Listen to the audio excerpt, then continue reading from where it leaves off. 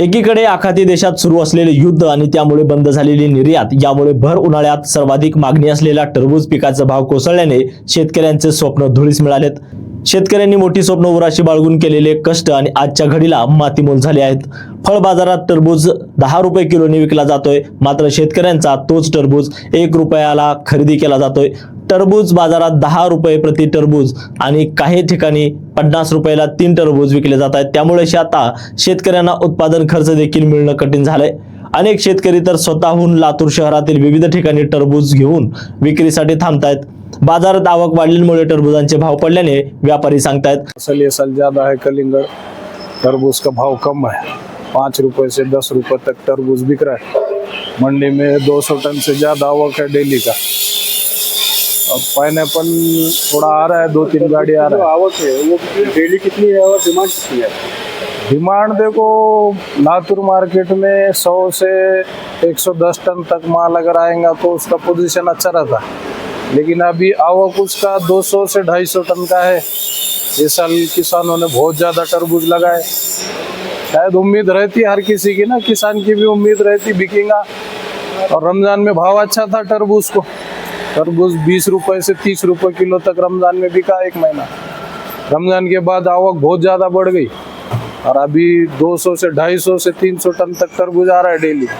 उतारने को भी जगह नहीं रह रहा। उसमें 5 रुपए से 10 रुपए किलो तक अभी बिक रहा है फिलहाल तरबूज। और आगे अगर देखेंगे क्या होता है ना, फसल अगर वो हिसाब से रहा तो रेट बढ़ भी सकता है। अगर फसल ऐसा ही रहेगा ज्यादा तो फिर ये इसी रेट में माल बिकेंगे तरबूज। बाकी और देखते हैं क्या बनता है, कैसा बनता है ना। मार्केट में 10 रुपए बिक रहा है तरबूज, तो किसान के पास से कितने में खरीदी? मंडी में 5 रुपए से 10 रुपए तक बिक रहा है। किसान के पास से भी वो 5 रुपए 6 रुपए हाईएस्ट माल बिक रहा है। बहुत अच्छे क्वालिटी का अगर रहा माल, एक्सपोर्ट क्वालिटी का, तो 7 रुपए तक बिक रहा है माल। उससे ज्यादा रेट तो अभी है नहीं किसी के पास। तर व्यापाऱ्यांनीच टरबूजांचे भाव पाडून शेतकऱ्यांचं कंबरडे मोडल्याचा आरोप शेतकरी संघटनेने केलाय। निसर्गाच्या या सर्व अवक्रपेला, त्याच्या रोगराईला सामोरे जाऊन शेतकरी माल कसा तरी तयार करतो।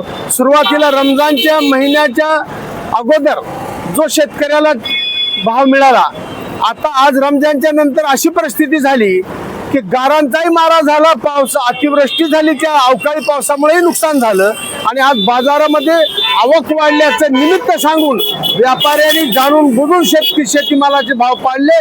टरबूज आज शेतकऱ्याला रुपये किलोने जाग्यावर द्यायची वेळ आली। शेतकरी आज त्याच्यावर रोटर फिरवत आहे आणि ते शेतामध्ये नष्ट करत आहे, कारण त्याचं उत्पादन खर्च तर सोडत, परंतु त्याला लाल नया पैसा सुद्धा या टरबूजाच्या पिकामधून मिळण्याची बिलकुल शाश्वती राहिली नाही।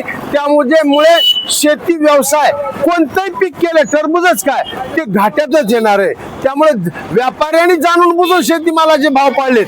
टरबूज आवक जरी जास्ती झाली तर तुम्ही बाहेर निर्यातीला चालना आहे, बाहेरच्या जिल्ह्यामध्ये तालुक्यामध्ये पाठवू शकताय, परंतु जाणून बुजून हे एक षडयंत्र असलेलं आहे आणि माल जास्ती झाला ह्याचं निमित्त सांगून शेतीमालाचे भाव पाडण्याचं कट कारस्थान या ठिकाणी चालू झालेलं।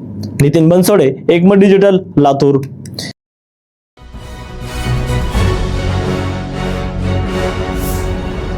Thanks for watching Ekmat Digital.